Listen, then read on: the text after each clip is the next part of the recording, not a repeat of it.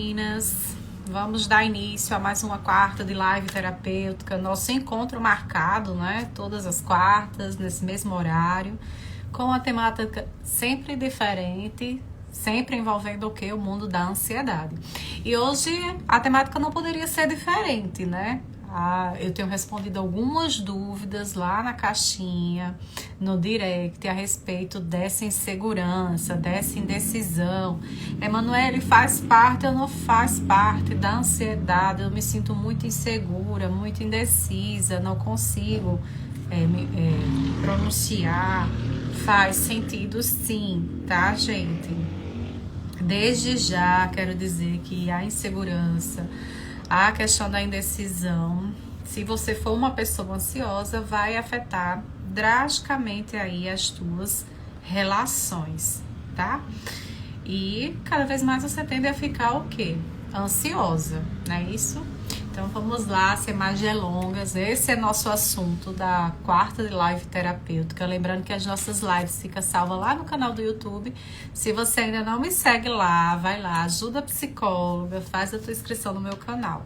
O link tá aqui na bio do Instagram, certo? Lembrando que as lives ficam salvas lá. Então, o tema da nossa live terapêutica é insegurança e indecisão. Isso te define? Isso é algo muito familiar, ansiosa na tua vida?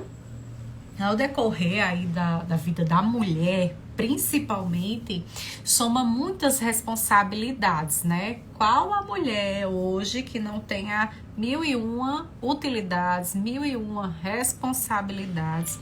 A gente não estamos somente para os cuidados de casa. Alcançamos aí voos maiores e trabalho fora de casa também, né? O excesso também de responsabilidade, o será que vou dar conta, começa a surgir ali como algo de realmente de ser insuficiente, de não conseguir dar conta das demandas femininas. E a gente sabe que tá aí no século XXI, a gente pediu igualdade para tudo e para todos, só que a gente vem com esse peso maior, né? Vem com essa carga realmente da responsabilidade muito maior. A responsabilidade, seja ela nas tarefas comuns de casa, principalmente se você for mãe, né? Mãe, casada, então ali você já vai exercer inúmeros papéis. Você vai ser mãe, você vai ser dona de casa, você vai ser filha, como também você vai ser o quê? Professora, cozinheira. Então, a gente já é uma coisa aí para pensar e para levar muito em consideração, e você não se exigir muito, mulher ansiosa, é essa questão. Entender que temos 1001 obrigações. Você não é imperfeita, certo? Por muitas vezes a gente quer buscar ali essa perfeição, dando conta de tudo e de todos, e muitas vezes negligenciando o quê? O nosso autocuidado, né? A partir do momento que você está ali para agradar o outro, para atender as necessidades do outro, você acaba negligenciando o seu cuidado e não ficando bem. Lembrando que a insegurança é algo relativamente assim, logo no início, comum, consigo lidar. Mas com o passar do tempo, e se você não tratar o que está gerando essa insegurança, tende a o quê? Tornar uma bolinha de neve e tomar uma proporção gigantesca. Por muitas vezes ali muito desnecessária, né? Então, que você possa já se tranquilizar, já se acalmar, porque é bem comum a gente ter esses questionamentos. Será que dou conta? Será que estou agindo conforme os outros esperam, né? Então, são muitas frases ali que a gente acaba pensando a maior parte do tempo e do dia, que causa todos esses desconfortos. Mas calma, mulher insegura, que você não está sozinha, né? Se tem insegurança em uma outra área da vida, vai ser totalmente normal, certo? O que a gente considera realmente o patológico é que isso não fique recorrente e que não passe a ser em todas as tuas áreas ou no teu dia, né? No teu dia a dia, que seja ali mais frequente. E o que seria ser essa pessoa insegura, Emanuele? O que é que de fato define a minha insegurança? A definição de uma pessoa insegura nada mais é do que aquela que não se sente capaz de realizar determinadas tarefas. Por isso que lá no início eu falei da mulher que exerce várias coisas ao mesmo tempo. Cuidado para não cobrar, não estar exigindo demais de você, querer ser perfeita em todas as áreas. A insegurança diz muito sobre isso, de você não se achar capaz de realizar uma ou outra área da vida, uma ou outra tarefa, certo? Então podemos dizer que a insegurança ela vai caminhar ali lado a lado com o quê? Com a autossabotagem. Porque você fica com aquele sentimento, será que vou conseguir? Será que vou dar conta? Né? E muitas vezes a gente passa despercebido, vai empurrando com a barriga, né? Então uma pessoa insegura, ela se limita a viver determinadas situações, ela só vai viver onde se sentir o quê? Confortável. E é onde vocês reforçam a ansiedade. Cada vez mais que eu fico na minha zona de conforto, evito situações que possam me causar ansiedade ou me sentir vulnerável ou me sentir insegura, eu tendo a ficar na minha casinha. Na minha casinha eu estou protegida. No meu mundinho aqui particular eu estou protegida, certo? Gabi já tá dizendo aí que é uma pessoa ansiosa e sempre antecipa as coisas e sempre tá com muito medo. Isso mesmo, Gabi. A ansiedade tem disso, né? O medo do imaginário, o medo do que pode acontecer. E o pior é que tem o gatilho mesmo no tratamento. Calma, às vezes é só uma área que você ainda não conseguiu ter um campo de visão maior, certo? Às vezes a gente tá aqui e só olha pra frente e só vê o que tem na nossa frente. A partir do momento que você se envolve no processo de autoconhecimento, se envolve no processo de terapia, você começa a ficar maior e passa a ter um campo de visão muito maior do que antes tinha. Antes, sem esse autoconhecimento, sem identificar as tuas questões, tu fica só aqui, no baixinho. À medida que você vai tendo essa compreensão, essa maturidade, você passa a ter uma visão de águia, de cima. É isso que eu escuto, né? Ai, Emanuele, agora eu vou pensar sempre como uma águia. Vou olhar a situação sempre de cima. E não pela lente ali da minha ansiedade, certo? E eu trouxe alguns pontos aqui bem interessantes, que o que geraria, o que é motivo para gerar insegurança na vida das mulheres? O que é que seria de motivo? Será que vocês já podem chutar aí? Qual seria esses gatilhos, essas coisas que geram ansiedade nas mulheres? Nesse mundo moderno que a gente vive, muitas são as comparações. A gente já deve começar a traçar por aí, né? Muitos são as comparações de situações que pode gerar insegurança. Seja naquela aparência, seja na vida profissional, seja na maternidade, seja no casamento.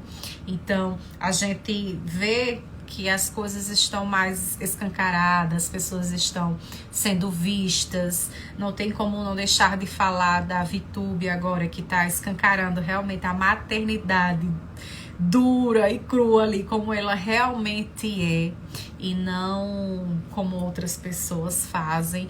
Então, nesse mundo de hoje, nessas situações, nessas tecnologias, é impossível não gerar alguns gatilhos de insegurança na mulher. Eu tô vejo muito, Emanuele, esse casal perfeito, só vive viajando, só vive em festas.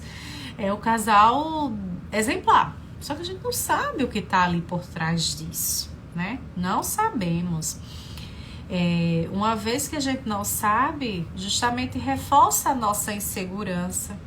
Já entra o quesito do quê? Das comparações, que é terrível, seja a comparação novamente como mulher, na sua aparência, na sua vida profissional, na maternidade, no casamento, ou até mesmo não tendo o casamento, né? Ela já conseguiu o parceiro ideal e eu ainda não tenho.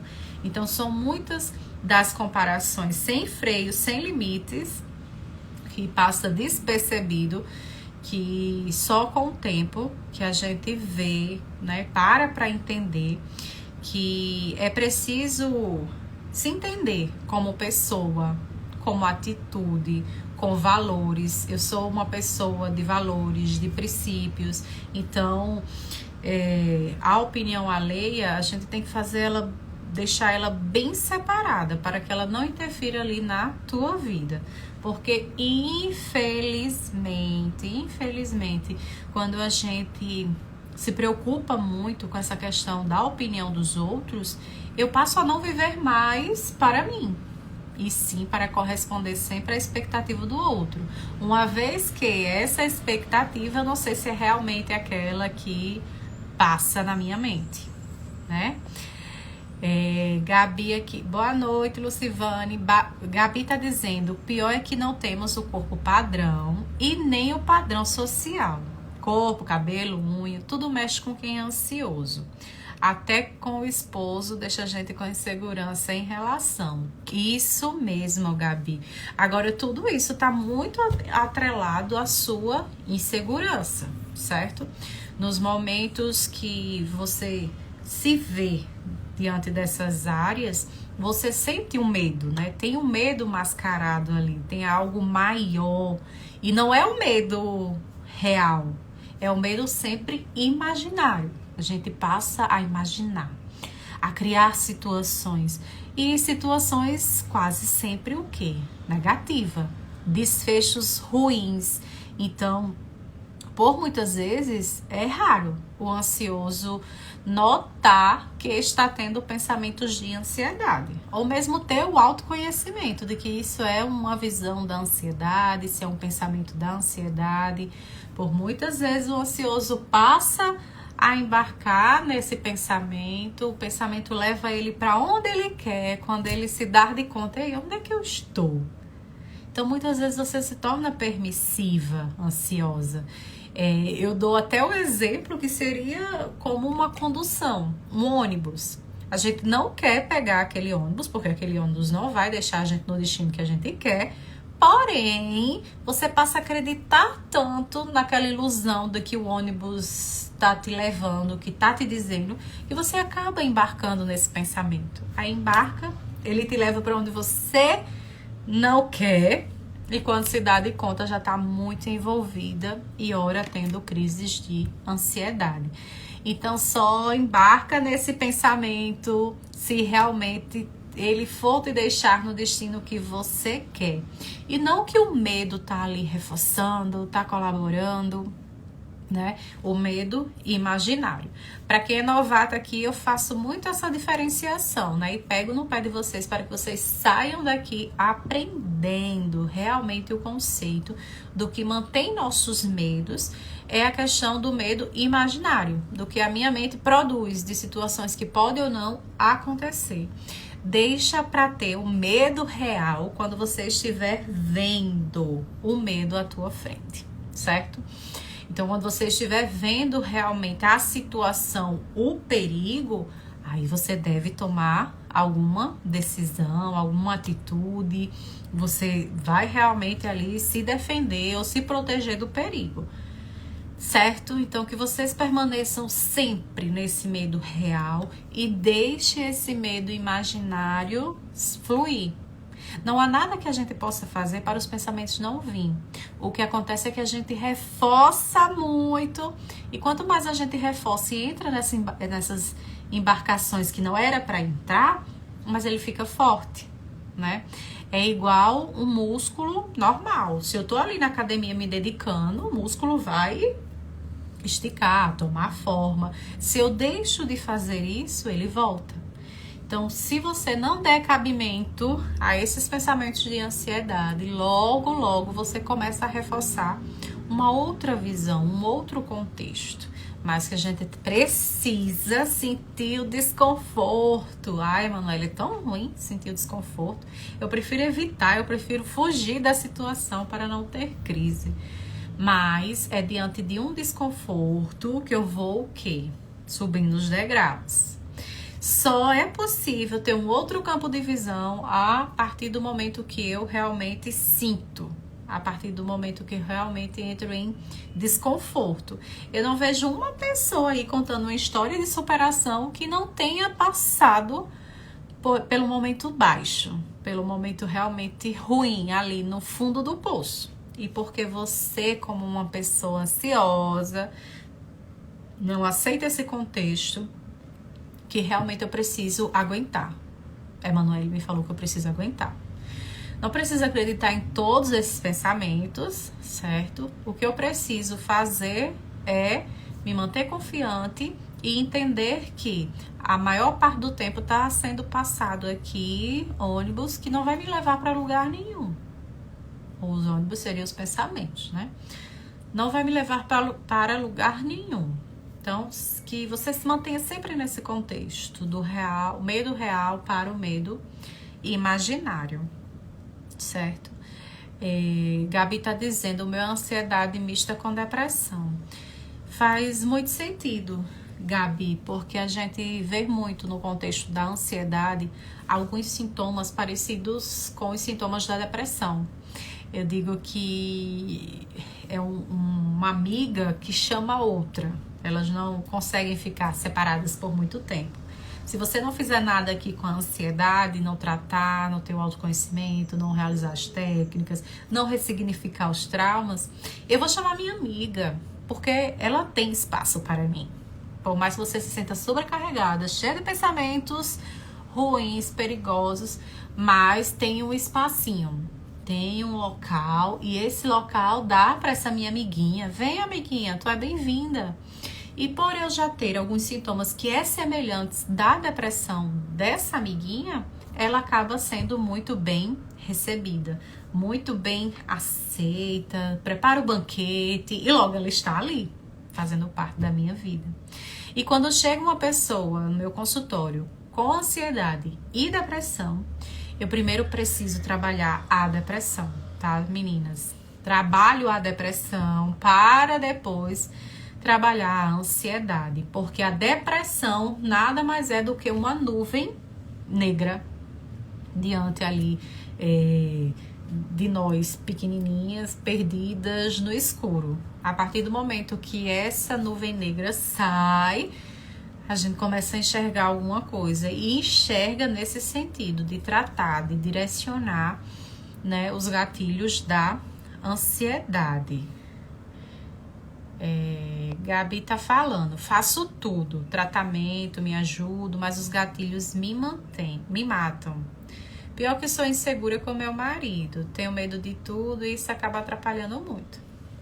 Gabi, eu sinto muito lhe dizer, eu não sei se tem alguma paciente minha aí que possa me defender, mas o seu trabalho não tá sendo eficaz, tá? Tem que realmente ir para algo direcionado, se tá tomando medicação, se precisa tomar medicação e um tratamento direcionado. Talvez você não esteja focando na dor, é o que eu muito vejo acontecer. Só quer fazer técnicas ali para colocar um band-aid, para parar de ter ansiedade. Quando na verdade isso aqui é só o resultado das suas coisas mal organizadas. Certo? Dos seus traumas, do que fica na mente de forma negativa e ruim.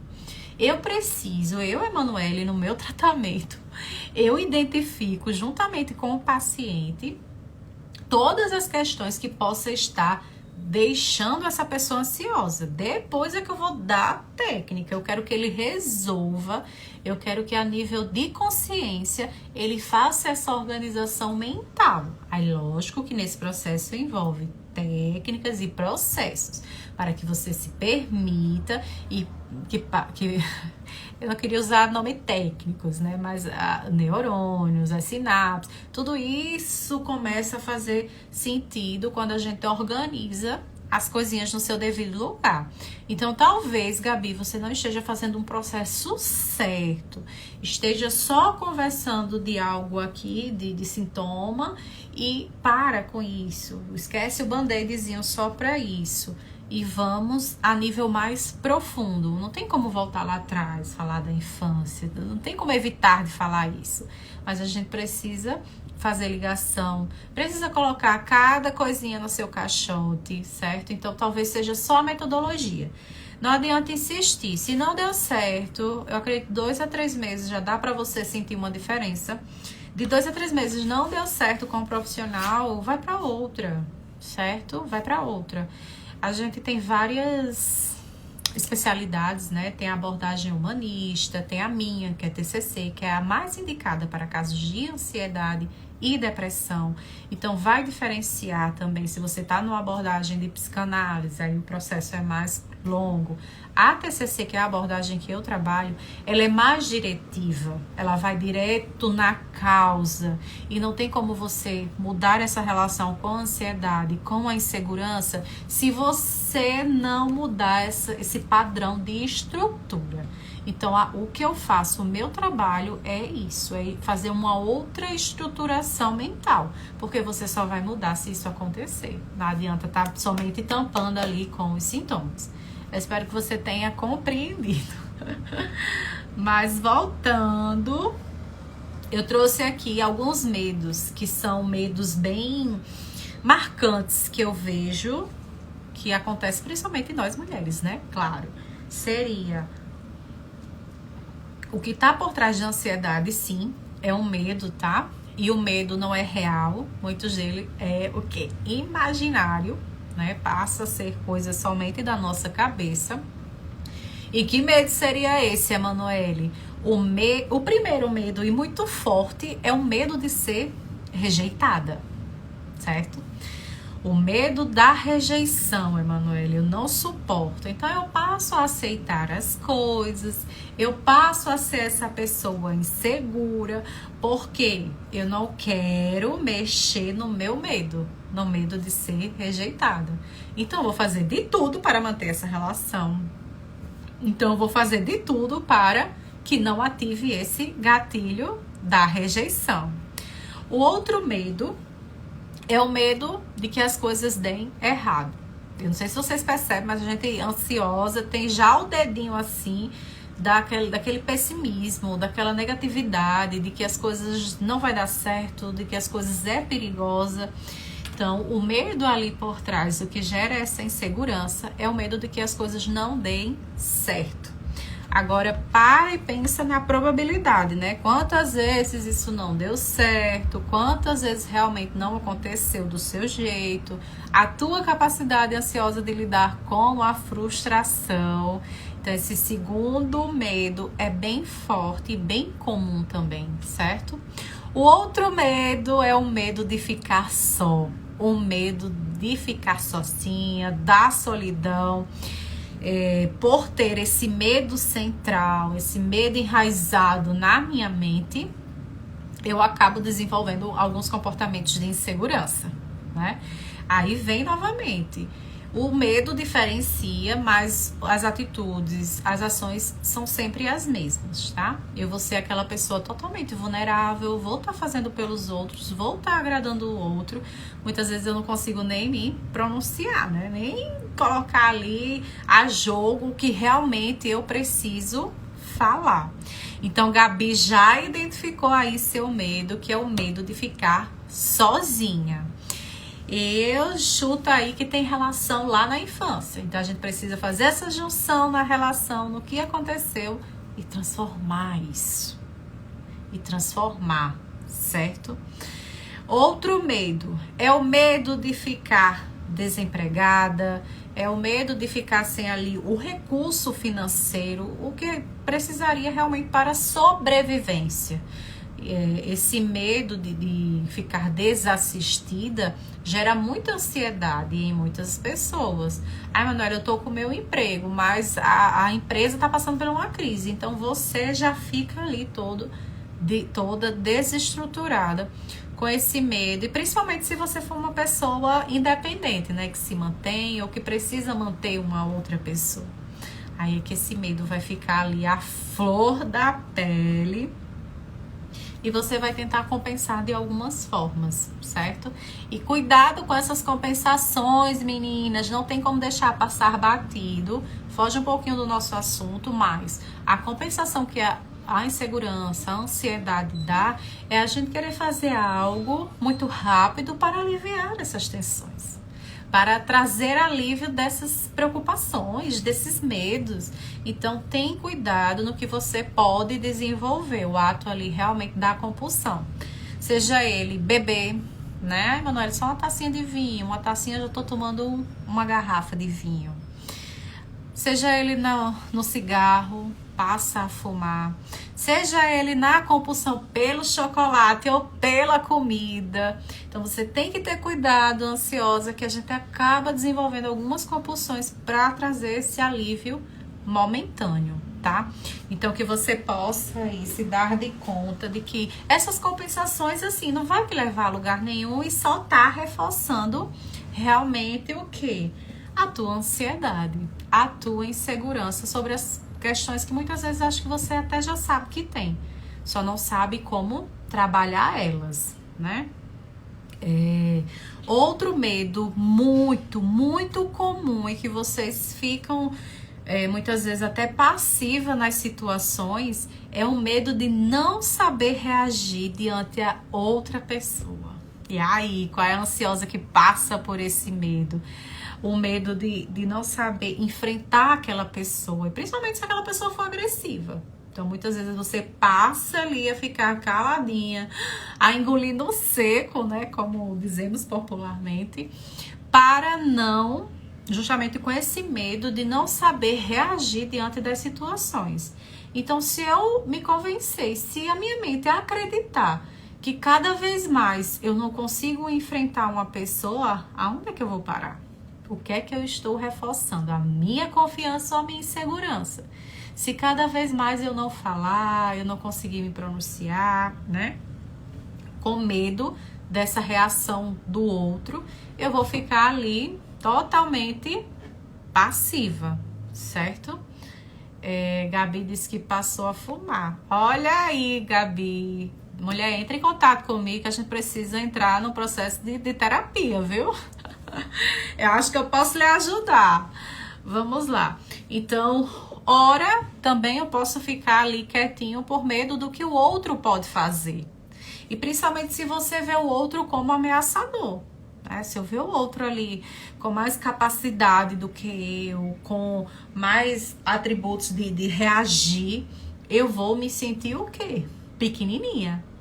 E cuidado se esse sentir pequenininha for o teu parceiro. Foi ele que esteja ali reafirmando a tua insegurança, a tua indecisão e fazendo ali, é você, o problema tá com você, eu não tenho nada. Então, cuidado também, que infelizmente a gente acaba mantendo esse medo, certo? E então esses medos que gera, né, essa ansiedade, principalmente em nós mulheres, que vocês possam se atenar diante disso e começar a mudar a tua relação diante desses medos, certo? E a gente acaba tendo o quê? Consequências, né? Porque assim, eu sou uma pessoa insegura e não vou sentir nada. Tem sim consequências, uma vez você sendo uma pessoa insegura. Você acaba adquirindo um sentimento também de incapacidade, né? Acaba se achando ali que não é capaz de manter um relacionamento, que não é capaz de ser uma boa mãe, que não é capaz de ser uma boa filha. Então, essa crença de incapacidade é muito gigantesca, mas que foi como base ali da tua insegurança, certo?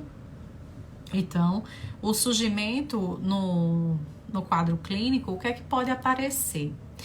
Crises de ansiedade, né? Como eu já falei muito, pode ser uma das consequências da insegurança. A crise de pânico, e lá no meu canal do YouTube tem a diferença. Crise de ansiedade e crise de pânico.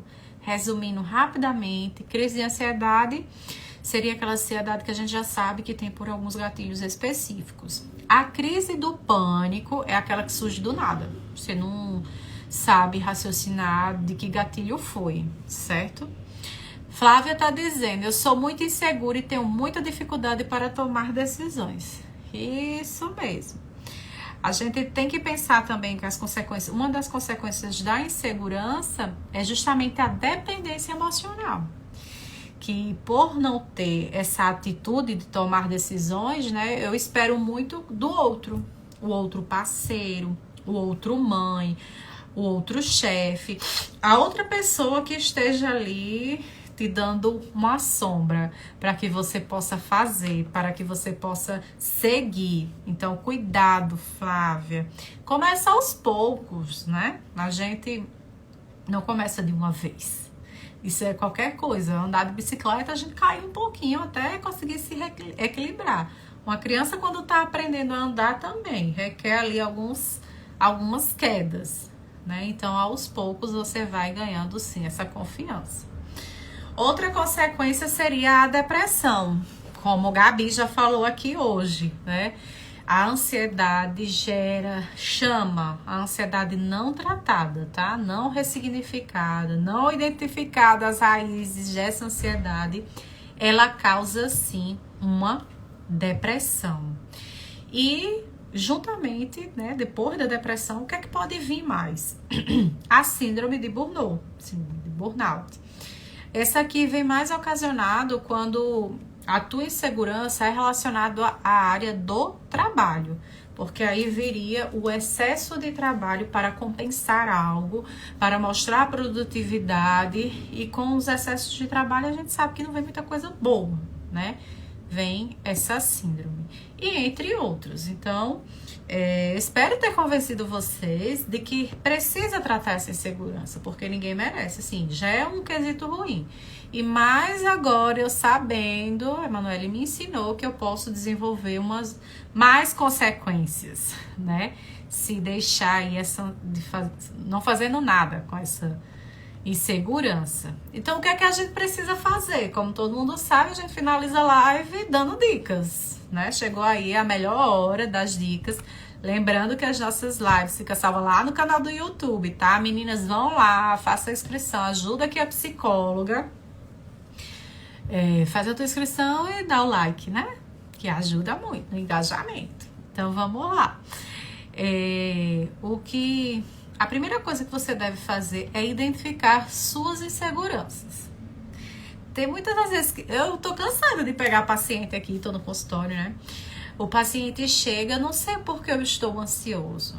Aí eu já faço algumas perguntas diretivas na minha avaliação e ele já sai daqui sabendo, agora eu sei porque eu estou ansioso. Então, muitas das vezes a gente não tem essa compreensão ampla, por isso que precisamos e por isso que existem profissionais capacitados para ajudar vocês nessa demanda, nessa compreensão mais ampla. Então, a partir do momento que eu identifico minhas inseguranças, algo precisa ser feito, algo precisa ser modificado, transformado. Continuar do jeito que tá é o que não pode, certo?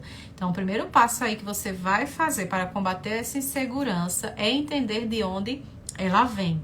Se está relacionado ao trabalho, à amizade, ao corpo, ao casamento, de onde é que tá vindo isso? Porque você não tá conseguindo ficar bem, né?